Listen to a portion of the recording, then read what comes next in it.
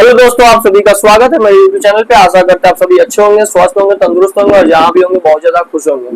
तो दोस्तों, जैसा कि हम पहले बता चुके थे कि 2-3-4 दिन का मेरा ब्रेक रहेगा, उसके बाद ही हम वीडियो अपलोड कर पाएंगे। तो आज जो ये वीडियो शूट हो रहा है ये कल एडिट होगा और कल के बाद परसों से फिर कंटिन्यूअसली आपको वीडियो मिलता रहेगा। तो दोस्तों, आज है 26 सितंबर, तो आपको ये वीडियो मिलने वाला 28 नवंबर को 3 बजे के आसपास ये वीडियो अपलोड हो जाएगा। तो आप लोग तैयार रहेंगे वीडियो देखने के लिए।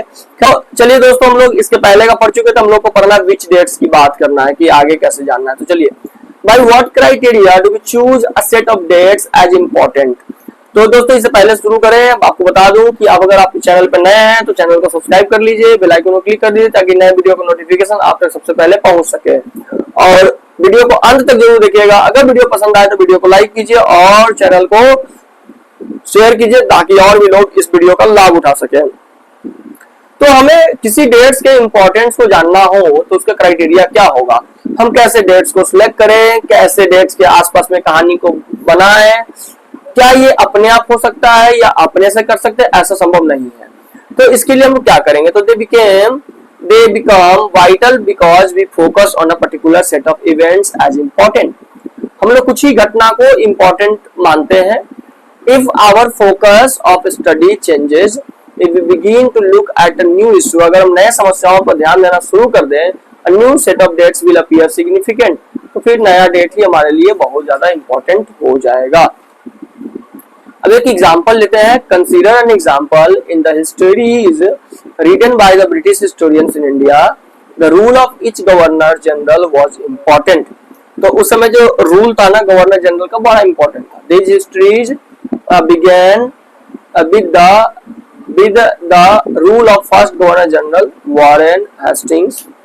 पहले गवर्नर जनरल जो थे, याद कर लीजिएगा, वॉरेन हेस्टिंग्स थे। अब रेलवे वगैरह का तैयारी करेंगे तो इसमें सवाल आ सकता है। और जो लास्ट वायसराय थे वो थे लॉर्ड माउंटबेटन। तो in separate chapters we read about the deeds of others. हम लोग इन सबके, हेस्टिंग्स के बारे में, वेलेस्ली के बारे में, बेंटिंग के बारे में, डलहौजी, कैनिंग, इन सब के बारे में अलग अलग चीज के बारे में पढ़ेंगे।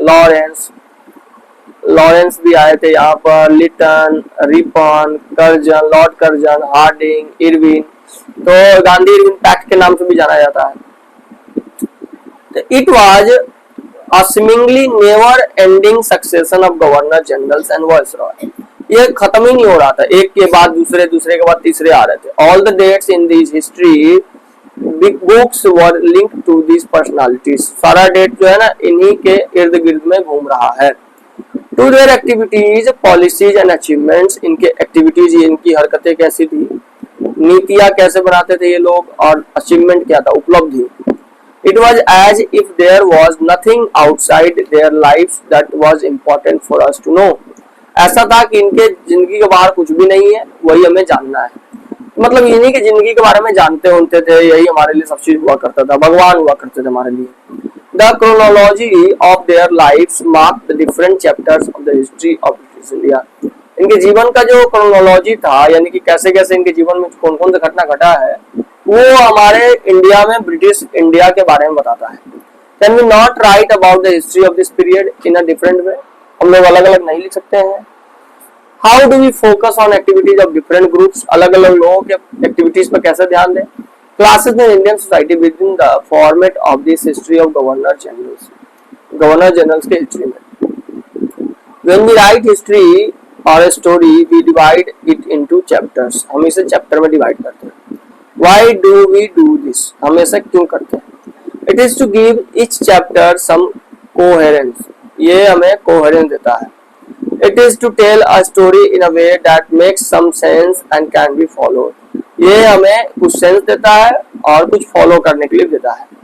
In the process we focus on only those events that help us to give shape to the story we are telling।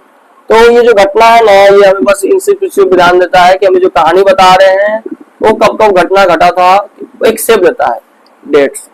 In the histories that revolve around the life of, history में governor generals के, British governor generals के जीवन के ही आसपास में हमारा history घूमता था। The activities of Indians simply do not fit, they have no space. भारतीय लोगों का जो एक्टिविटी था वो फिट नहीं होता था, उनके पास कोई जगह नहीं था। व्हाट देन, तब क्या था? Do we do clearly we need another format for our history, हमारे हिस्ट्री के लिए एक नया फॉर्मेट चाहिए। This would mean that the old dates will no longer have the significance they earlier had. तो कहते हैं कि अब जो है ज्यादा पहले जितना ओल्ड डेट्स का वैल्यू हुआ करता था अब उतना ज्यादा नहीं। A new set of dates will become more important for us to know, नए डेट्स जो है हमारे लिए बहुत ज्यादा महत्वपूर्ण हो गए हैं। अब हम उसको पीरियडाइज कैसे करते हैं, देखिए तो जेम्स मिल 1817 में यानी कि 1817 में जेम्स मिल नाम के Scottish economist and political philosopher published a massive 3 volume work, 3 volume work को पब्लिश करा, a history of British India. In this he divided Indian history into 3 period, 3 period में बांट दिया, हिंदू, मुस्लिम, British. This periodization came to be widely accepted, इसे बहुत स्वीकार किया गया। Can you think of any problem with this way of looking at Indian history? इस तरीके से आपको कोई प्रॉब्लम नजर आता है? ये आपसे पूछा जा रहा है दोस्तों कि क्या हिंदू, मुस्लिम और ब्रिटिश के माध्यम से अगर आप देखें तो क्या आपको ऐसे बंटवारा में कोई प्रॉब्लम नजर आता है? Why do we try and divide history into different periods? इससे हम लोग अलग अलग पीरियड्स में क्यों डिवाइड करते हैं, क्यों कोशिश करते हैं? We do so in an attempt to capture the characteristics of the time. ऐसा इसलिए करते हैं ताकि जो समय का जो लक्षण है उसको कैप्चर कर सके। Its central features as they appear to us, हमारे पास जो दिखाई देता है, so the terms through with which we periodize, उसी से हम लोग periodize करते हैं। That is demarcate, इसको हम लोग demarcate कहते हैं। The difference between periods become important. देखो ये demarcate वाला जो है ना कट कर दो, ठीक है। They reflect our ideas about the past, ये हमारे ideas के बारे में बताते हैं। They show how we see the significance of the change from one period to next. हम लोग कैसे जो है एक पीरियड से दूसरे पीरियड की तरफ जाते हैं। Mill thought that all Asian societies were at the lower level of civilization than Europe. उनका मानना था कि जितना भी एशिया के लोग रहते हैं ना, यूरोप से बहुत नीचे के लेवल पे रहते हैं। According to his telling of history, before the British came to India, India आने से पहले Hindu and Muslim despot ruled the country, ये दोनों मिल करके देश को चलाते थे। Religious intolerance, caste taboos and superstitious practice dominated life, social life. तो ये सब चीज जो है ना, धार्मिक चीज है ना, और वो सुपरस्टिशन जो होता है लोगों का क्या कहते हैं उसको, जादू टोना टाइप का, ये सब। British rule Mill felt could civilize India to do this, it was necessary to introduce European manner. कहते हैं उनका कहना था कि इंडिया को सिविलाइज करने के लिए यूरोपियन मैनर में को इंट्रोड्यूस करना पड़ेगा, आर्ट्स को इंट्रोड्यूस करना पड़ेगा, इंस्टीट्यूशन को इंट्रोड्यूस करना पड़ेगा, लॉज को इंट्रोड्यूस करना पड़ेगा।